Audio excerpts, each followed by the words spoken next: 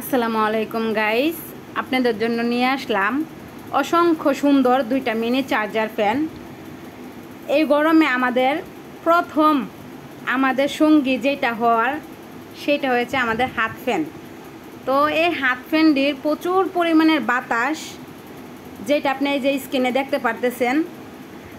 আর মনে করেন যে এই দুইটা ফ্যান ব্যবহার করার পরে বুঝতে পারবেন যে এই ফ্যানের আরামদায়ক জিনিসটা কতটুক আমাদের জন্য কার্যকর। এবং এই দুইটার ভাস্প দেখতে পারতেছেন, মাশাআল্লাহ, যেই পরিমাণের ভাস্প বেরোয় আমাদের মুখের সামনে। ভাস্পটা নিয়ে ধরলে আমাদের মুখ একদম শীতল হয়ে যাবে।